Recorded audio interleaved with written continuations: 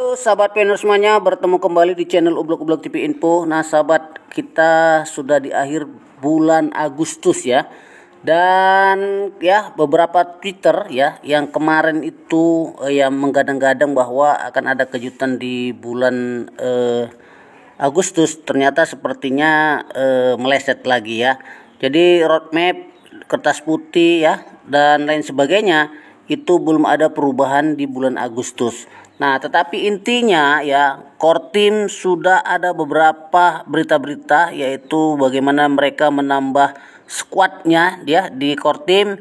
Kemudian mereka tetap memberitahukan bahwa ya memasukkan Prasa Sandi di tempat lain ya yang bukan persetujuan core team juga itu punya masalah dan lain sebagainya.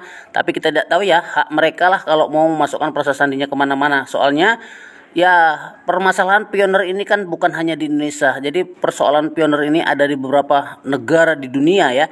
Jadi mungkin hal-hal yang sama dilakukan pioner Indonesia itu dilakukan juga oleh para pioner yang ada di seluruh dunia seperti itu. Tetapi tidak berkemungkinan ya bahwa atilitas yang memang belum lulus hakaton ya itu juga rentan sekali untuk kita menempelkan Prasa Sandinya. Sebab kalau kita ketahui bahwa saat ini banyak sekali atilitas-atilitas ya yang bertaburan ya di Brainstorm, yang mana mereka menawarkan banyak ya, biasanya ya seperti mobil, handphone, emas dan banyak lagi lah tentunya. Dan itu tidak hanya beberapa atilitas yang ada asalnya dari Indonesia, karena nanti permasalahan juga orang luar negeri kalau misalnya ikut testnet dan ingin mengharapkan mobil ya, kemudian perhiasan, properti dan lain sebagainya.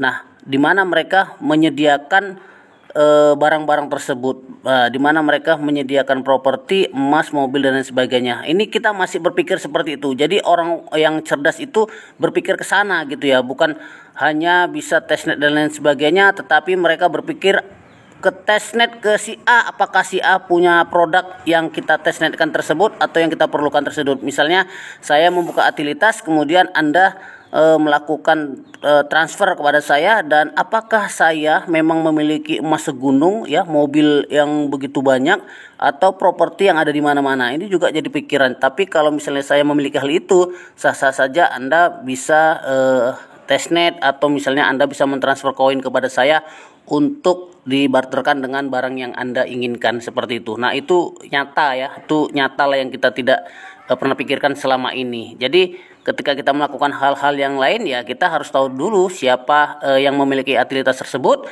siapa yang memiliki kekayaan developer tersebut. Nah, kalau hanya website saja ya mungkin kita masih ragu. Nah, seperti itu teman-teman.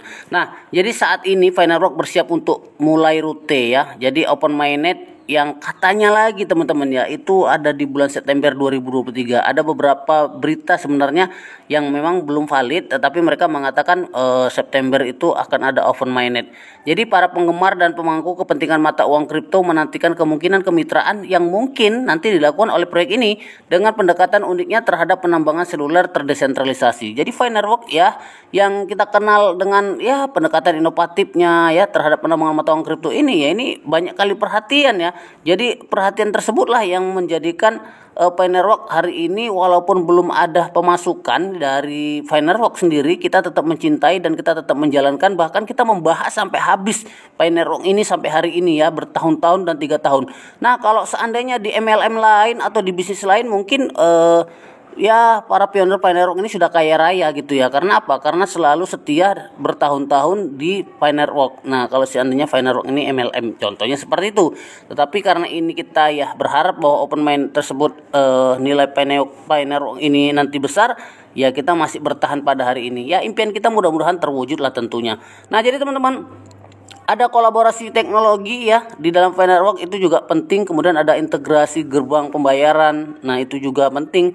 Kemudian ada lembaga keuangan dan investasi. Nah, jadi ini kolaborasi dengan mata uang dan lembaga keuangan itu ya sangat penting ya. Kalau misalnya ini terjadi open mainnet, apakah bisa menjadi kaitannya dengan beberapa blockchain, beberapa market ya untuk bisa menghasilkan uang nyata atau uang fiat. Nah, ini perlu sebuah ya tentunya kolaborasi lah tentunya seperti itu untuk bisa memiliki dan menerima Picoin ya, untuk berinvestasi misalnya ya, untuk menukar dan lain sebagainya.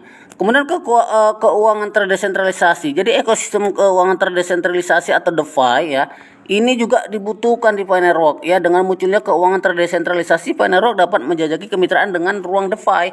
Nah, hal ini ya dapat melibatkan mengintegrasikan koin Pini ke dalam protokol DeFi tersebut, teman-teman.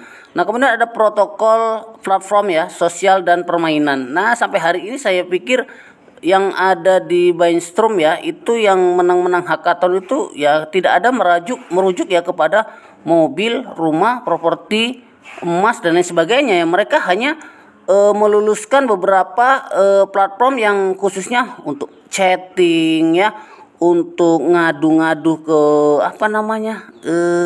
core team atau ke moods ya, dan lain sebagainya. Dan kita lihat memang belum ada yang signifikan lah, walaupun mereka sudah dinyatakan lulus di tersebut ya, di platform tersebut. Nah, kemudian ada inisiatif amal dan sosial, teman-teman. Nah, itu juga sudah ada dibuat di Brainstorm ya, dan kemudian aktivitasnya juga sedang berjalan, dan ini merupakan kontribusi yang sangat besar. Dan kemudian ada kolaborasi lintas rantai dan juga lainnya sebagainya, teman-teman. Jadi transisi Finerok ke rute Open Mainnet pada September 2023 itu membuka banyak kemungkinan kemitraan di berbagai sektor, dari kolaborasi teknologi hingga integrasi keuangan.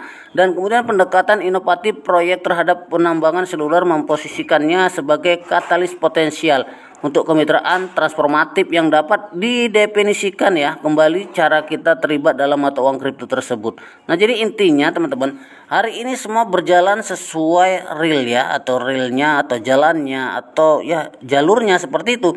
Tidak ada hal-hal yang memang benar-benar signifikan untuk menginformasikan hal-hal yang ya open mainnet di bulan Agustus. Ya, kita harap September 2023 nah ini akan menjadi sebuah kenyataan lah, walaupun sampai hari ini semua masalah KYC, masalah migrasi, dan kemudian beberapa tim yang ada di Pi sendiri ya, Pi Core Team sendiri itu ada yang merajuk ya, ada yang membuat statement yang mungkin menyudutkan core team lain sebagainya. Ini kita tidak tahu, dan intinya semua itu berjalan dengan apa yang mereka buat ya, schedule-nya ya, kemudian jadwalnya dan lain sebagainya. Kita hanya ya sebagai pioner ya, yang mungkin pioner yang ingin mengharapkan kekayaan yang sangat luar biasa dari mata uang kripto Finerok ini, ya kita bersabar ya, jangan ada lagi yang namanya ya hoax ya, kemudian jangan lagi ada namanya ya pembohongan publik dan lain sebagainya. Tetapi memang semua berita yang berkaitan dengan Finerok itu adalah